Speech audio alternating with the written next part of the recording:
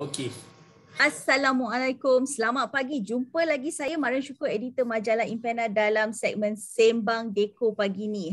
Dengan siapa pula saya pagi ni sebenarnya? Pasti semua orang dah kenal dengan jejaka yang berada bersama saya pagi ni. Hari ni saya nak berbual bicara lebih dekat, lebih mendalam tentang orang yang tak beli-beli lagi rumah. Dengan Dr. Azizul Azli Ahmad. Selamat pagi Doktor, apa khabar? Assalamualaikum. Alhamdulillah. Sihat. Terima kasih Mariam. Terima kasih Impiana. Alhamdulillah sihat dan handsome lah. Itu penting. Itu yang penting. Sihat dan handsome. Saya nak kena katalah sihat dan cantik lah. Okey, dia itulah kan. Okey. Kalau kita tunggu orang dekat luar sana puji kita, mungkin tak puji, jadi kita puji diri sendiri. Bangkitkan semangat kita.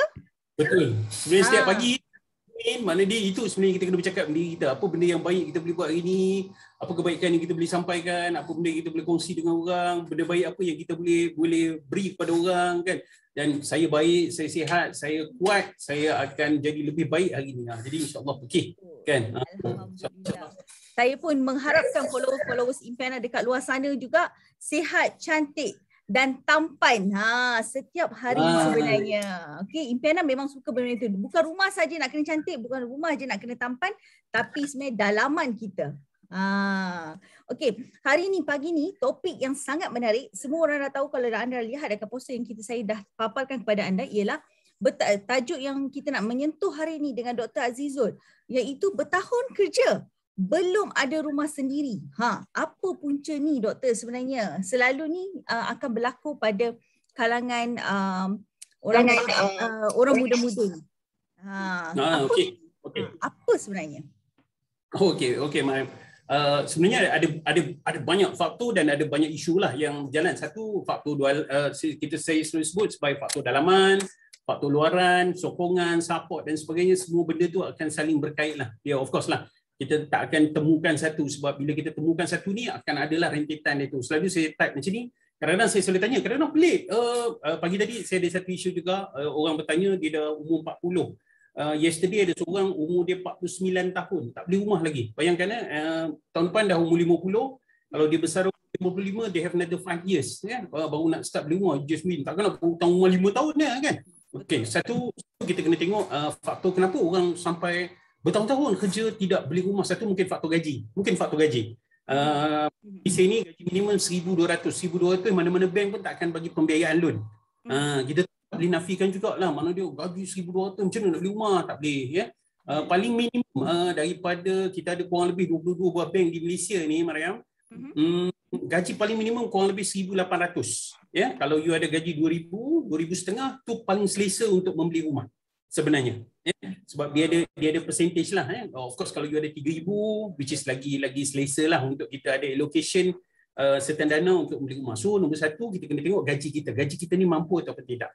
So once bila saya tengok gaji dan sebagainya tidak begitu, so kita pun tak apalah, you menyewa dulu nanti kita mohon rumah rakyat, rumah bantuan rakyat dan sebagainya. Okey, dia affordable lah untuk gaji yang kecil ni sama. So nombor satu saya senaraikan gaji. Kadang-kadang ni cerita Piramli kan, dia selalu kadang-kadang ni orang ni dia bila kerja lama dia apa tahu selesa lah duduk dengan mak ayah dia kan. Dia berulang-alik duit ada dia spend iPhone 13. Saya tak beli yang 13, saya beli yang 14 sebenarnya. So duit Pro tambah sikit Pro. Dia tak beli yang biasa, dia beli yang Pro. Pro lah, Mac lah, semua dia akan beli. So, yes, orang ni dia rasa selesa, maka dia rasa macam berapa nak susah-susah hati nak cari rumah, nak menyusah diri. Jadi dia rasa selesa menyewa, selesa duduk dan sebagainya. Itu yang kedua, kadang-kadang orang dia rasa selesa lah. Dan kadang-kadang dia kebergantungan dengan family, mak ayah dia tu besar. Dia rasa macam tak payahlah, mak ayah dah ada rumah besar, nanti aku tumpang lah kan. Yang ketiga, saya realize benda ni Mariam, dalam beberapa discussion dengan kawan-kawan, kadang-kadang type of work.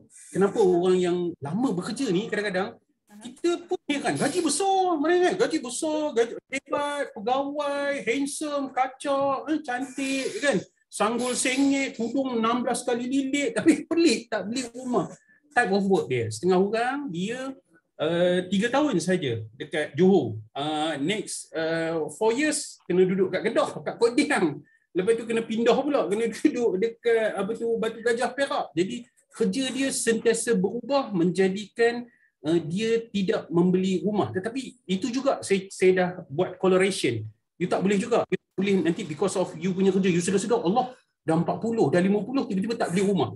Salah juga. So, ada strategi dia. Untuk orang yang kes-kes begini pun kita buat strategi untuk itu. Of course yang keempat saya selalu pesan tak ada matlamat. Setengah orang ni tak ada matlamat. Mariam, dia dapat gaji. Ya Allah, okey. Macam mana nak habiskan gaji? Dia punya matlamat ialah macam mana nak habiskan gaji. Ada orang dia ada matlamat dapat gaji, macam mana nak simpan gaji. Ada orang dia dapat duit, macam mana nak laburkan gaji. Ada orang dia dapat duit, macam mana nak berbahagi kebaikan kepada orang. So, ada orang ni hidup dia memang tak ada matlamat sangat pun. Perasan ke tidak? Waktu pandemik baru ni, kita hadapi banyaklah, of course, kita ada data-data tentang simpanan orang dan sebagainya. Orang jadi terkejut sebab tiba-tiba pandemik tak boleh bekerja, tak ada duit, tak ada simpanan kan? Sebab tak ada matlamat. Ya? Sebab membeli rumah ni, Mariam, dia mesti ada satu matlamat. So, selain daripada matlamat kahwin, bahagia dengan isteri tercinta yang comel ni kan, matlamat ada isteri comel cantik ni, kita kena ada juga matlamat. Matlamat ada rumah yang selesa untuk anak dan isteri kita. Kita juga kena ada matlamat. Oh, saya nak kereta yang selesa. So, benda ni semua bermatlamat. Tetapi tak ramai orang ada matlamat macam tu. Yang dia tahu, kahwin sudahlah kan. Tak payah nak pening-pening. So, we have to create the matlamat. Seterusnya, yang kelima keenam, saya rasa tentang orang dia takut hutang. Mariam, kalau kita perasan. Ya, dia takut hutang. Ya Allah, kita orang dulu ada hutang PTPN pun tak habis lagi nak bayar. Macam mana nak buat hutang rumah? Dia kan? Orang dia takut hutang. Ya Allah, dia pandang hutang tu sebagai satu penghinaan ke dalam hidup dia. Contoh. Sedangkan di dalam pengurusan kewangan, saya selalu sebut hutang ni dia ada hutang baik, dia ada hutang jahat. Ya? Tapi masalahnya setengah orang bila sebut pasal hutang tu, hutang kredit kad dia berani buat. Tak nafikan. Sedangkan kadar hutang kad kredit, saya nak bagi sedikit gambaran lah ya. Dan orang kita selalu salah. Hutang PTPDN, kalau kita ambil ujrah baru 1%. Kalau dia pergi kepada biasa kurang lebih 2%. Kalau kita ambil housing loan hari ni kita tengok dia dah pergi kepada 3.5%, ada yang 4%. Kalau hutang kredit, kita sebut tadi hutang kad kredit kan. Hutang kad kredit, kadar dia adalah 15 hingga 18%. Jadi kalau bayar 15 hingga 18% ni, kalau kita betul-betul orang yang suka kalkulate jumlah ni, kita rasa macam nak sepak kat kredit. Aku sepak kau banyak. Kan? Dia macam tu lah. Kau telan duit aku banyak-banyak ni. Kita banyak kan. Jadi hati-hati. So of course lah, membeli harta tanah ni, kalau harta tanah yang baik, harta tanah yang betul, dia akan jadi hutang yang baik kepada kita. So jangan terlalu takut. Kita kena bab hutang ini, of course lah kita kena ada perasaan risau dan sebagainya. Tetapi kita kena ada juga perasaan yang seimbang. Selagi kalau kita tidak membuat hutang juga, kita takkan ada harta tanah. Kan? Kecuali macam Mariam, saya tak risau sebab dia kaya. Dia semula jadi kaya. Dia ada banyak rumah. Dia tak peduli hutang-hutang ni kan. Saya dengar cerita ni rumah yang ke-18 kan. 81. Dia tak takut. Benda-benda tu. Jadi tak perlu risau. Okey, seterusnya apa? Yang menjadikan punca. Setengah orang ni dia tak suka berpindah. Dia dah selesa. Dia duduk satu kawasan tu. Dia rasa kawasan ni, lepas tu dia tengok pun tak ada orang jual, tak ada orang. I suka dekat neighbor sebelah rumah I tu, ngisi lawa sungguh. So I tak nak pindah. Dia jururawat hospital, I suka. Jadi I tak nak dia pindah. Senang kan? Kalau sakit demam boleh jumpa nurse. Senang. Kalau nak demam. Baru nak demam. Dia dah tahu dah kata I nak demam. Jadi sebab tu I tak pindah. Jadi setengah orang. Dia betul. Dan akhir sekali, ini yang paling penting. Yang akhir sekali saya sebut tentang kesedaran. Ya. Ada orang ni tak ada kesedaran. Ya. Harta tanah ni juga adalah sebahagian daripada kesedaran. Membeli rumah ni juga sebahagian daripada kesedaran. Menyimpan, menabung, kahwin, ada anak, semua. Ya. So kalau once you ada kesedaran, saya rasa macam saya sampai bila saya nak menyewa, sampai bila saya nak kayakan tuan rumah. Macam Puan Mariam ni dia banyak rumah, so dia ada rumah banyak, so sampai bila kita nak kayakan dia kan. Jadi saya tak boleh ni. Kalau satu bulan RM500 kali dengan 12 kali dengan 5 tahun, bermakna 30,000 dah saya dah bagi dekat tuan rumah saya kan. Bayangkan Jadi ada orang dia tak ada kesedaran. Bagi kita yang handsome, cantik, semula jadi ni lah. Kita ada kesedaran. Sebab saya pesan begini, harta tanah ni dia bagi 3 kelebihan. 3 kelebihan. Once you beli harta tanah, dia bagi 3 benda kepada you. Yang pertama, apa dia bagi? Nombor 1, dia akan bagi you secara tabungan. Tanpa kita sedar. Contoh, katalah kita sewa satu apartmen tu harga dia 1,000 sebulan. Contoh, kita sewa 1,000 sebulan. Kalau 12 bulan, maknanya dia dah 12,000 kita bayar. So 12,000 ni sebenarnya either kita bayar dan hangus kepada tuan rumah ataupun kita bayar kepada bank dengan sewa beli, akhirnya rumah tu jadi hak kita. So nak tak nak dia tetap menjadi macam tabungan lah. Kalau 10 tahun dah 120 kan? So maknanya dia harta tanah boleh menjadi satu unsur tabungan yang pertama. Yang kedua, bagi apa? Harta tanah dia bagi nilai pelaburan kan? Kita pernah cerita-cerita yang agak klasik dulu kita orang beli rumah. Sekarang berapa biji rumah dah? 18 kan? Okey, rumah yang pertama mari beli berapa harga? Masih ingat tak? Pandai sekat, jarang saya ni 200 setengah. 200 setengah. Tetapi saya tengok value sekarang rumah tu dekat mana beli 200 setengah tu? Masa tu mula-mula berkahwin dah dekat Bukit Subang. Okey, Bukit Subang. Saya rasa kalau 200 setengah beli, saya rasa market value sekarang kurang lebih 530,000 lah rumah tersebut. So tuan-tuan dan puan, apa yang harta tanah bagi? Nombor 1 tadi, dia bagi kita sebagai tabungan. Kita bayar pada bank, bayar bulan. Sebenarnya kita sama juga dengan kita menabung kurang lebih. Yang kedua, dia bagi tadi tu. Yang kepada Puan Mariam tadi, dia beli dulu 250 pada waktu itu. But nowadays, tahun 2021. Kalau kita tengok value harta tanah ni, kalau once you beli dulu 250 mungkin. Nowadays, kalau you beli pada awal tahun 2012, lebih awal dan sebagainya, selepas daripada 2016 ni, ada yang naik sampai sekali ganda. Dia can be mungkin 500,000 nilai harta tanah tersebut. So harta tanah bagi apa? Yang kedua, harta tanah bagi pelaburan, nilai pelaburan. You beli, the beauty Puan Mariam, once you beli 250,000 last 5 years, kata value dia dah jadi contohlah dia dah jadi 500,000 you kena tengok balik hutang kita dengan bank. Kita beli dulu 250, but nowadays mungkin kita dah tengok selepas hutang kita dah jadi 200,000 je. Betul. Hutang dah 200,000, nilai rumah dah 500,000. Kalau kita refinance, kita ada 300,000 tunai kita boleh dapat kurang lebih. So dia secara kasar harta tanah bagi nilai kepada kita. Dan akhir sekali yang ketiga. Sebab tu saya galakkan orang beli, kita orang suka beli harta tanah sebab yang ketiga ni ialah sebagai suami yang baik, tawaduk, solehah semua ni, once kita beli harta tanah bagi satu lagi nilai kita sebut perlindungan. Bayangkan tak beli rumah, saya sewa rumah, anak gadis saya ni ada 3 orang anak gadis, seorang anak lelaki.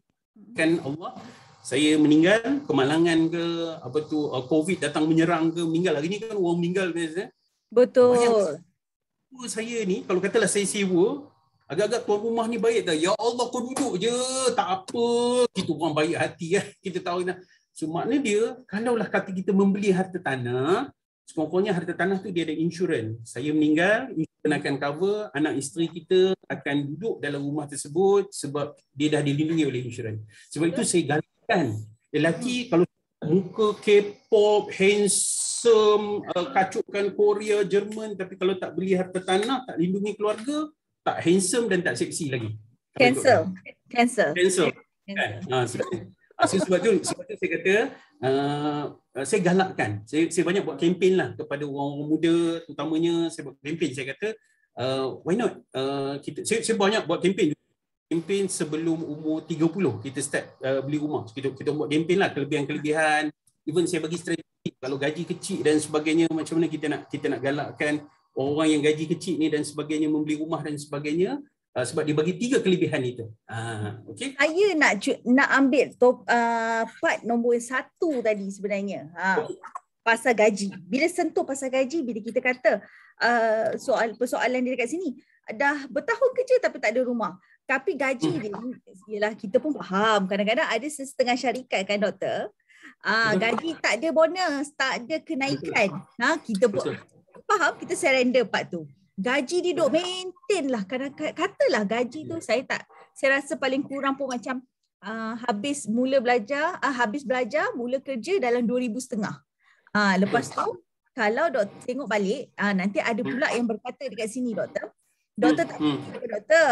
Nak beli rumah monthly nak bayar ni, rumah punya loan dah berapa? Lepas tu nak bayar duit kereta pula dia kata. Lepas tu dia kata pula, doktor payah bil telefon sebab pakai bayar ambil line telefon percuma tu. Dapat pakai tadi iPhone Pro ke Plus semua. Tapi monthly dah berapa ratus nak kena bayar. So daripada 2,500 tu doktor, tak cukup sebenarnya. Sangatlah. Lepas tu nak kena makan lagi, nak minum air. Doktor, kita minum air kosong pagi ni doktor. Dia orang mungkin nak letak pegang gelas air Starbucks tiap-tiap hari. Macam mana tu nak dengan gaya hidup lagi. Tapi nak beli rumah ni. Gaji banyak tu. Saya dengar pun saya rasa macam sebab di dada.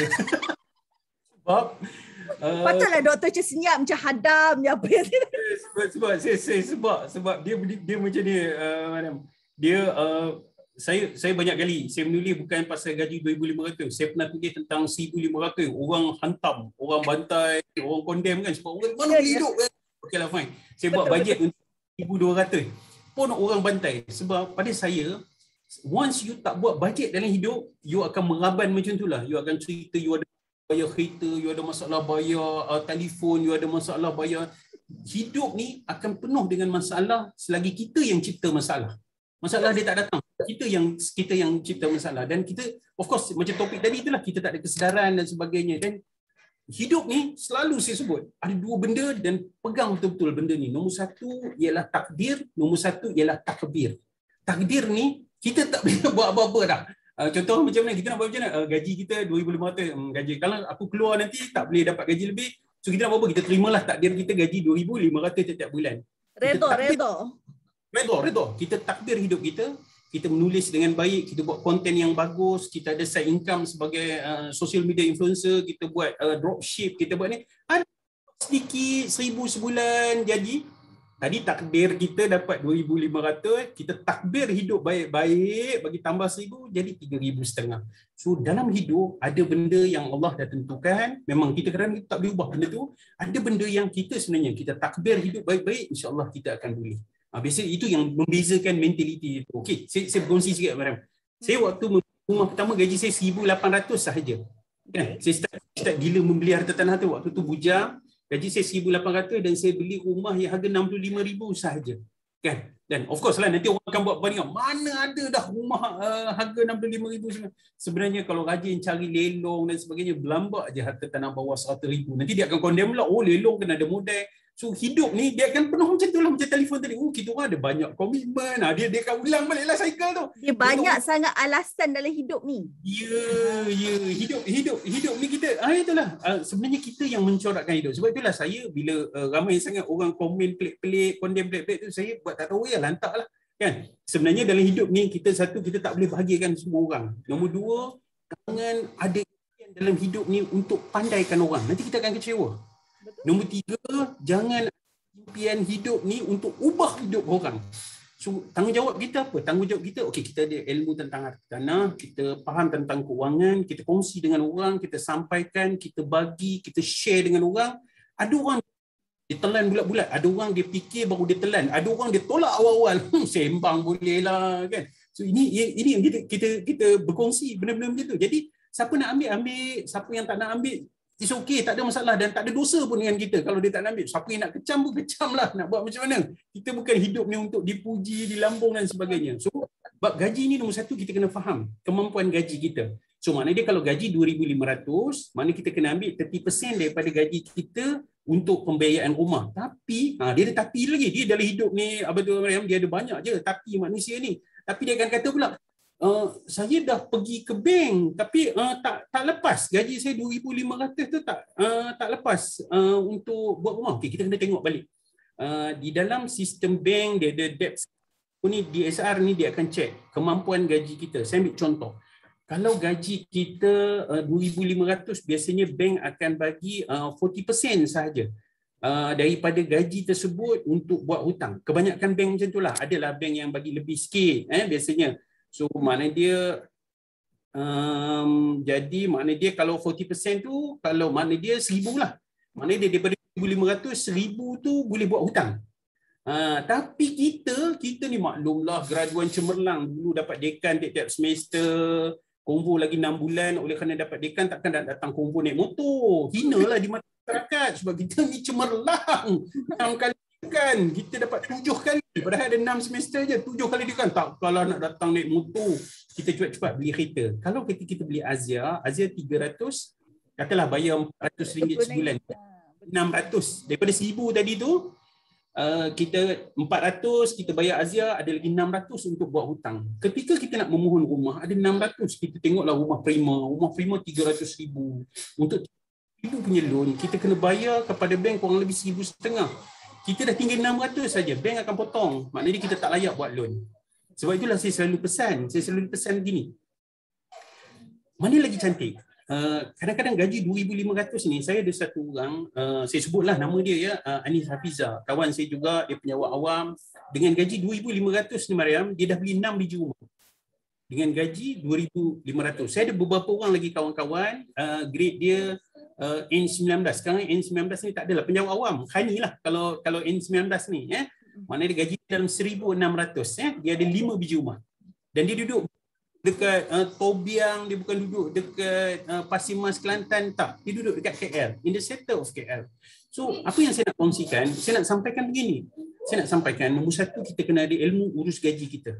So, kalau kita nak cerita kepada semua orang, of course lah, kadang-kadang tak semua benda yang saya boleh tulis dengan lengkap dan sebagainya. Kadang-kadang kita kita boleh bersembang, barulah kita boleh dapat kan maklumat tu. Jadi, dapat momentum dia, doktor. Yes. Sebab kita nak kena, sebab itu dalam perubatan dia ada diagnose kan. Kita nak diagnose dulu kawan ni sebenarnya hutang dah banyak mana. Sebenarnya saya ni dulu hutang, laki saya yang suruh buat ni. Laki saya memang tak guna, dia tinggalkan saya dah. Dia pergi cari orang lain dah, maka hutang so saya tak boleh beli rumah. Walaupun gaji saya tinggi, kita ada banyak kes yang gaji sampai 5,000, gaji yang sampai 10,000, 17,000 tak boleh beli rumah lagi. Sebab apa? Sebab ada hutang-hutang lapuk ni yang salah diuruskan. Jadi benda-benda macam tu, which is very good lah. Impiana ada kesedaran untuk educate orang, untuk sampaikan kepada orang supaya apa tau? Supaya orang akhirnya faham, gaji saya ni dia ada bahagian dan ada hak-hak dia yang okey, saya ambil contoh. Ada orang gaji 2,500 boleh beli rumah. Kenapa ada orang gaji 2,500 tak boleh beli rumah? This matter apa? This matter mungkin dia salah beli rumah. It's a matter mungkin dia salah terbeli kereta dulu. Macam tadi kita sebut, terbeli kereta dulu. Graduan universiti, dekan kot. Takkan nak datang naik motor. Habis rambut ni. Dia macam tu. Kan? Jadi, benda-benda macam tu lah yang kita perlu. Sebab tu saya menulis, niat saya nombor satu, saya nak pandaikan orang yang di bawah ni supaya dia orang tahu. Kata, maknanya kalau kita dapat gaji, yang mana kita nak dulu kan? Beli kereta dulu ataupun beli rumah dulu. Kalau kita bijak sikit, kita akan beli rumah dulu. Tapi kalau kita tak boleh handle nafsu, kita akan nampak teruk sangat naik motor ni, muka berminyak-minyak, tudung jenuh nak betulkan. Lepas tu, kita akan beli kereta dulu. So, it's a matter of yang mana kita rasa perlu dan ini kan. Masing-masing sebenarnya. Sebenarnya bila kita buat perancangan dalam keuangan ni, betul kan doktor, kita kena tahu prioriti dia di mana. Apa benda yang patut dahulu. Sebab sekarang ni nampak tak semua followers Impiana, saya harap pagi ni bila sesi bersama Dr. Azizul, anda nampak tadi doktor dah cakap dekat situ sebenarnya dia nak bagi tahu dekat di sini adalah anda perlu rancang. Tak kira sebenarnya duit gaji kalau 2,500 boleh ada 5 buah rumah sekarang ni. Betul. Tercalar tak yang dekat luar setengah mendengar kita punya live pagi ni doktor agak-agaknya? Ataupun diorang masih macam, doktor cakap senang lah, Puan Mariam cakap senangnya. Tak senang pun. Sebenarnya doktor pun pernah kata, doktor pernah ada gaji dari bermula dengan 1,800 tapi dah bersemangat. Until now, jangan tak. Tadi doktor kata saya ada 18. Kita tak tahu tadi, doktor ada rumah mungkin. Rumah dan juga commercial area punya shop lot. Ada berapa tu? Saya tak ada banyak lah, sikit je, tak mampu saya nampak je handsome tapi tak kaya kan. Sebab susah kira, nampak tak? Terlalu banyak tak terkira, tak cukup kaki jari tangan semua. Saya nombor satu tu lah sebenarnya, kita nak jentik kesedaran ya. Saya berkongsi ni juga Puan Mariam. Satu pihak lagi saya nak educate adalah satu lagi generasi adalah wanita ya. Which is saya sangat galakkan dalam banyak penulisan saya dengan program-program wanita. Minggu lepas pun saya ada program dengan wanita hari ini dan sebagainya. Saya nak educate wanita ada simpanan dan ada harta sendiri. So wanita jangan risau. Setengah wanita dia rasa macam, janganlah beli rumah, nanti laki aku cuci kaki je masuk rumah, kan selalu kita pernah dengar dulu kan. Betul. Which is kita kena buang mentaliti tu. Once sebelum you kahwin, you ada harta tanah, you ada rumah, you jangan risau. Suami tidak boleh tuntut dia sebagai harta pencarian. So maknanya dia akan jadi tu. Sebab tu saya sangat galakkan. Saya pun ada 3 orang anak gadis kan. So sebab tu saya selalu pesan, sebab saya tengok hari ni makin banyak orang tak ada kesedaran itu. Makin banyak orang yang juga ambil peluang, kesempatan kan. Okey, perempuan dah kaya, so tapi kita kena educate orang supaya ada kesedaran, ada matlamat yang jelas supaya bab duit ni, sebab dia ada kena guna juga dengan literasi keuangan. Literasi keuangan ini saya tengok di negara kita ni masih rendah. Malaysia masih pada kedudukan 36% sahaja penduduk dia yang ada literasi keuangan, berbanding dengan Singapura 59%.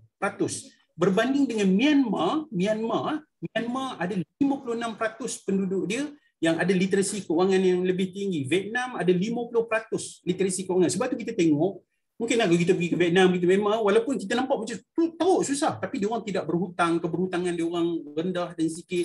Dia orang kalau nak beli sesuatu, dia orang beli secara tunai dan sebagainya. Kita baru ni ingat viral, budak bahas tentang nak beli iPhone kena beli hutang lebih bagus daripada tu. Saya tengok, saya geleng kepala je. Saya rasa macam malas saya nak berdebat dengan budak-budak sekarang kan. Dia kata kadar ni dan sebagainya, duit boleh labur dan sebagainya. Pulanglah dengan masing-masing punya falsafah dan kefahaman.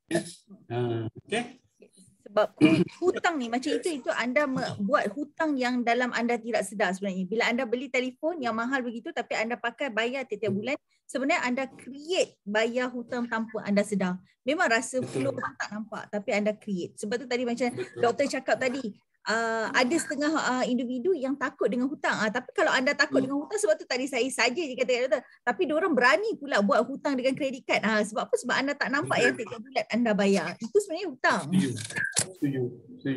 Kita benda-benda macam tu yang kita nak sampaikan, nak educate kepada semua orang supaya dia faham kepentingan untuk once you decide untuk buat hutang, sebenarnya you dah calar you punya rekod kewangan. Sebab semua orang ni, Puan Mariam, saya ada sebut dalam buku saya, buku Wang Ada di Mana, saya share kan.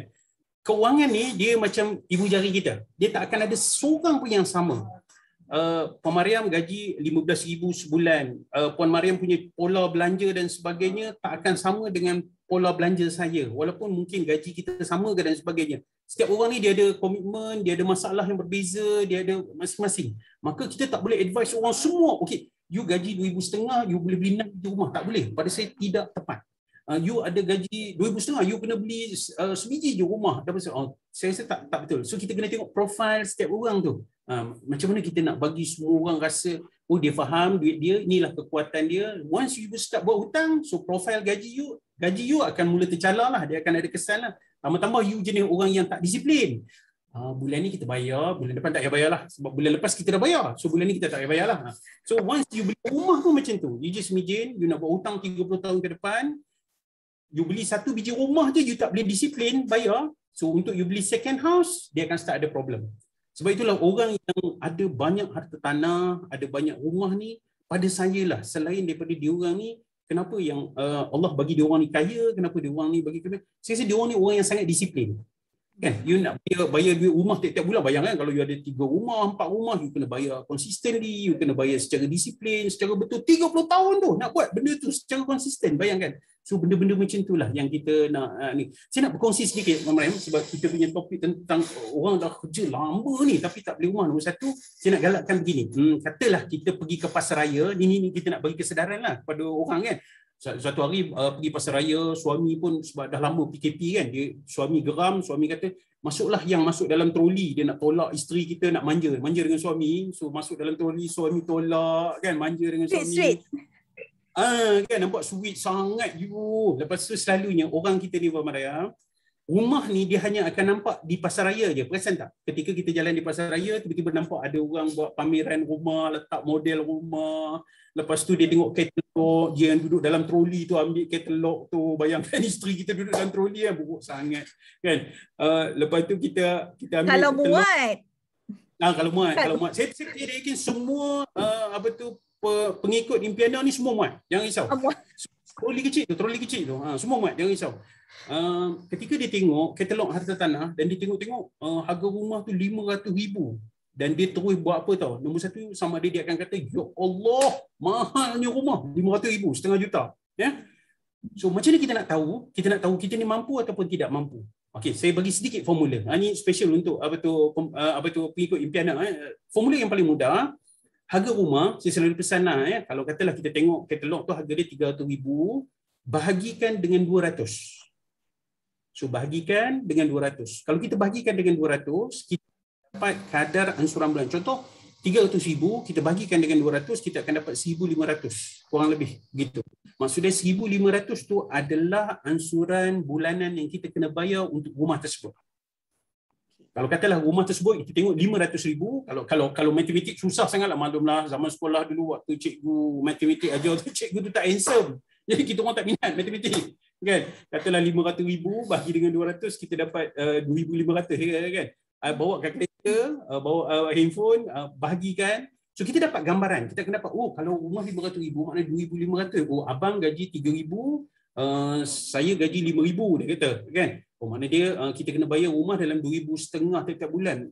Abang rasa okey ke tak kita bayar 2,500 untuk rumah sekarang? Sekarang kita sewa pun dalam 2,300, kita tambah 200 kita boleh dapat rumah kita sendiri. So kita masing-masing boleh dapat gambaran. Boleh tahu dia punya tu. Jadi dia boleh dah bawa balik katalog tu. Kalau tidak dia bawa balik, letak katalog penuh, tenggelam isteri dia dengan katalog dalam troli tu, dia balik-balik, Allah tak mampulah bang nak bayar kan. So jadi formula yang paling mudah kepada semua, maknanya dia kalau katalah kita jalan, kita shopping dan sebagainya, kita tengok apartmen ini 250,000. Kalau 250,000 dalam 1,200 setiap bulan kurang lebih kita kena bayar ya. Jadi maknanya dia kita tahulah anggaran yang kita kena bayar dan sebagainya tu. Gaji keluarga kita, pendapatan isi rumah kita dalam 5,000, 1,200. Sama je dengan kita bayar sewa sekarang. Baik kita beli. So kita dapat gambaran tau kemampuan kita tu. Jadi insya-Allah kita beli. Insya-Allah. Semoga bermanfaat. Memang menarik sangat topik ni. Rasa macam tak nak berhenti lah doktor. Macam mana ni? Sebab kadang-kadang bila dah rasa tengah ada impact nak menyedarkan masyarakat dekat luar sana tu, dia jadi seronok. Orang kata dah naik share dah. Betul. Sebab duit ni bukannya mudah sebenarnya, tapi selalunya macam itulah sebenarnya doktor, kadang-kadang ni disebabkan social media yang terlalu rancak di kalangan masyarakat kita sekarang ni. Kadang-kadang masyarakat ni bila macam tadi doktor kata tak handsome lah kalau pergi graduation naik motor kapcal kan, motor lama pula tu.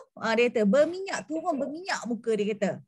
So nak kena nampak steady, ada kereta, tekan tek bunyi kereta kan. Tapi orang kata sebalik dia benda tu macam itulah, jadi sampai ketua lah you all takkan dapat memiliki sebuah rumah sebenarnya. Sebab semua orang mampu. Macam ni dekat sini doktor orang kata dah cungkil sikit, sebenarnya semua orang mampu beli rumah. Jadi kalau yang dah bertahun-tahun tu dah bekerja tapi tak ada rumah lagi, duk masih menyewa lagi, duk rasa lagi macam nak pergi overseas lagi. Lepas ni mungkin kita terbuka kandang ni dah pergi Langkawi kan.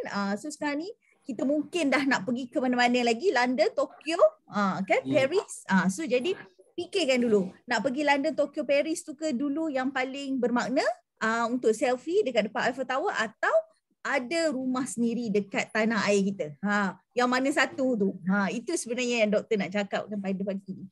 Doktor, sebelum kita akhirkan kita punya sesi sembang Diego kita pagi ni tentang topik hartanah yang dah bertahun kerja tapi belum ada rumah sendiri, doktor dah rangkaikan. Mungkin doktor nak bagi orang kata-kata kesedaran kepada followers Impiana tentang perlu adanya rumah sendiri sebenarnya. Okey. Saya banyak berkongsi di sosial media lah. Saya nak menggalakkan. Nombor satu, saya banyak juga buat kempen why not kita buat matlamat. Setiap orang ni buat matlamat, tak semestinya sampai kahwin. Sebab tu saya kadang-kadang kasar sikit. Saya sebut apa tau, jangan tunggu lelaki kaya jadilah kaya, macam tu. Sebab apa? Sebab saya nak kita yang bina impian kita sendiri, kita yang ada matlamat kita sendiri. Maknanya dia, contoh kalau katalah kita grad habis belajar umur 24 tahun ataupun umur 25 tahun, so kita pasang impian, saya sebenarnya nak kena beli rumah sebelum umur 30, saya akan beli rumah. So maknanya kita akan work for it. Maknanya dia kita tahu umur 25 kita kena ada banyak mana simpanan, rumah jenis apa yang kita nak beli kan. So kita ada kesedaran tu. Dan tadi Puan Marian sebut tentang tu, saya selalu tembak juga student saya ramai student. Dulu ketika saya start menulis ni, falsafah saya ialah saya nak kongsi dengan student saya je sebenarnya. Saya menulis di Facebook, di social media dan sebagainya. Saya nak berkongsi dengan student saya sebab saya rasa waktu pembelajaran di kelas telah berakhir. Saya telah berkongsi semua benda di universiti saya dan sebagainya. So saya rasa macam mana kita orang akan attach lagi di dunia luar melalui social media ni lah. So tujuan saya dulu saya menulis untuk saya berkongsi dengan student saya. Sebab tu saya selalu condemn, saya kata korang bukan main lagi. Waktu konvo datang, kalau yang datang naik motor, dia akan parking dalam 15 km jauh supaya orang tak tahu dia datang naik motor.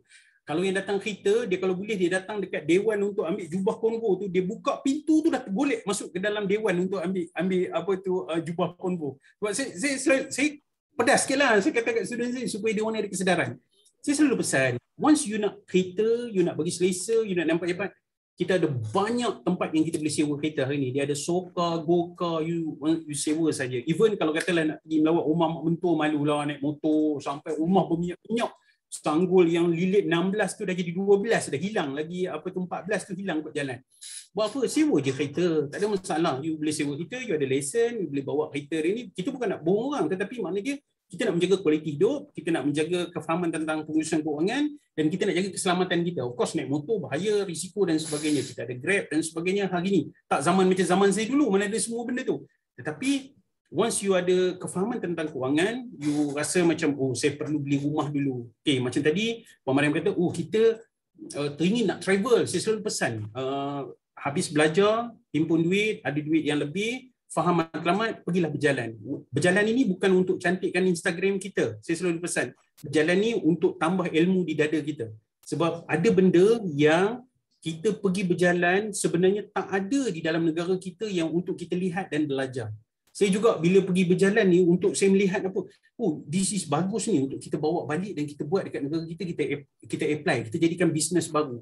Sebab itu orang kaya, orang biasa, saya tulis dalam buku saya Otak Power, orang biasa ni dia berjalan dan dia suka bergambar untuk dia tunjukkan orang di sosial media. Orang kaya dia berjalan untuk mendapat idea-idea baru, apa yang boleh dia perdagangkan dan dijadikan modal untuk dia berniaga di negara dia. So berbeza, cara berfikir tu satu benda yang berbeza lah. Sebab itulah macam saya selalu galakkan supaya generasi baru hari ini, of course banyak berjalan ini sangat penting, tetapi dalam masa yang sama of course lah kita ada aset-aset yang bagus dan betul. Saya ada beberapa orang kawan adalah group traveller juga, dia orang beli harta tanah, so duit sewa yang dapat setiap bulan tu dia orang himpun duit sewa tersebut, dia orang gunakan duit sewa tu untuk dia orang travel dan sebagainya, dan dia orang menulis buku dan sebagainya. So benda-benda tu adalah benda yang jangan tutup impian kita kerana satu tanggungjawab yang lain. Saya rasa tak adil juga. So maknanya kita kena ada rumah, kita kena simpan harta yang betul supaya harta tersebut bekerja untuk kita. So kita kena faham itu. Duit, orang biasa dia masih lagi beranggapan kerja keras untuk menghasilkan duit. Orang-orang yang luar biasa macam Puan Mariam, biar duit yang bekerja untuk kita, supaya duit menghasilkan duit, supaya kita boleh travel, kita boleh beli harta tanah, kita boleh berjalan dan sebagainya. Kita nak hidup dalam keadaan yang orang kata, pendek kata ni di sini, kita nak hidup dalam keadaan yang selesa. Bukanlah kita nak bermewah-mewahan, bukanlah kita nak ada Porsche Ferrari dekat depan rumah. Betul. Tapi mudah-mudahan bila sakit, pening, nak pergi travel, nak sedapkan hati, nak seronok, semua benda tu mudah dengan wang yang kita ada, yang kita simpan. Betul. Tapi memang topik pagi ni, terima kasih banyak Dr. Azizul, topik yang sangat menarik dengan kupasan yang sangat energetik pagi ni. Saya harap semua mempunyai kesedaran dan boleh komen dekat bawah cerita apa masalah. InsyaAllah saya akan bersama Dr. Azizul lagi. Dr. Azizul boleh kan? InsyaAllah kita bantu. Sebenarnya saya suka berkongsi supaya bagi setiap masalah, saya percaya dan yakin setiap masalah ni ada penyelesaian. Dia tak ada masalah tu datang sebagai satu beban dalam hidup kita. So once gaji kecil, mesti ada penyelesaian kepada gaji kecil. Once you tak lepas loan, saya selalu pesan apa tahu? Dulu ada satu hamba Allah ni gaji dia 1,600, dia nak beli rumah kedua. Jadi bayangkan orang gaji 1,600 nak beli rumah kedua. Saya advise dia, saya kata kat dia apa? Saya kata tunggu dululah bagi gaji dia meningkat naik sendiri. Dia cakap apa kat saya? Dia kata, doktor, saya dah pergi ke 22 buah bank. Masa tu baru saya realise bahawa dekat Malaysia ni ada 22 buah bank. Saya dah submit loan. Maksud dia apa? Bayangkan ada orang, dia tahu, dia sedar diri. Dia ni gaji kecil. Tapi dia nak beli rumah kedua. Bukan rumah pertama dah, rumah kedua dia nak beli. Dia beli. Dan dia punya effort, dia pergi ke setiap bank dan dia submit loan. So, apa poin yang saya nak kongsikan di sini? Nombor satu, once kita ada satu bank je reject permohonan kita kena ingat kita ada lagi 21 buah bank yang akan mungkin terima kita. Dan setiap bank ni, dia ada polisi yang berbeza-beza. So kita jangan cepat mengalah. Dan kita kadang-kadang suka pergi kepada bank-bank yang popular je. Ya Allah, bank harimau, semua orang suka. Bank sotong orang suka. Jadi bank lain kita tak pernah. Ada bank-bank kecil ni, dia pun nak klien, dia nak pelanggan, dia tengok profil kita bagus. Ini gaji 1,600 je, tapi bagus. Rumah pertama dia boleh dapat sewa, dia ada perjanjian. Oh, dia sewa rumah pertama ni RM900, RM1,000. Oh, dia dah ada pendapatan RM2,600. Why not kita bagi dia beli lagi rumah kecil, rumah lenor RM56,000 je, kecil je. RM56,000 bayar bulan baru RM300 setiap bulan. So tambah RM300 je, dia boleh dapat rumah kedua dan sebagainya. Dan akhirnya dia dapat rumah yang kedua. Dan akhir daripada cerita dia akhirnya ada 9 biji rumah dengan gaji masa awal dia tu RM1,600 sahaja. So dia bukan masalah saya macam-macam lah. Dan dia wanita dan waktu tu dia masih lagi solo. Saya bercerita, of course sekarang dia dah ada anak, dia dah kahwin dan sebagainya. Jadi untung suami dia. Betul. Saya percaya dan yakin semua benda ada penyelesaian, duduk berhikmah macam Puan Mariam kata tadi kan. Kalau kita duduk betul-betul, kita belajar, cari bagaimana nak selesaikan masalah kita ada hutang dan sebagainya, macam mana kita nak selesaikan, insya-Allah kita akan dipermudahkan. Banyakkan berdoa, betulkan niat kita, jaga keluarga kita. Kalau kita lelaki, saya selalu pesan, percayalah, dengan menjaga keluarga dengan baik, jaga anak isteri kita, jaga keluarga kita, makan minum anak isteri kita, jaga nafkah keluarga kita, tanpa kita sedar, Allah akan mudahkan banyak benda dalam hidup kita. Dulu saya pun tak alami benda tu, tapi once come alive, bila lama-lama tu saya start sedar dan saya start nampak, maknanya dia kan Tuhan akan balas dalam bentuk yang kita tak sedar, dengan kita buat baik pada keluarga kita. InsyaAllah tu saja. Moga bermanfaat lah untuk semua. Terima kasih Dr. Azizul. Terima kasih banyak untuk sesi Sembang Dekor pada pagi ni. Sangatlah bermanfaat sebenarnya saya rasa. InsyaAllah terima kasih sekali lagi kepada Dr. Azizul. InsyaAllah kita akan jumpa lagi dalam sesi Sembang Dekor akan datang kalau diberikan keizinan. Okey Dr. Azizul, terima kasih. Jumpa lagi. Assalamualaikum. Terima kasih Puan Mariam. Terima kasih Impiana. Moga bermanfaat. InsyaAllah ada kesempatan kita jumpa lagi. Assalamualaikum. Waalaikumsalam.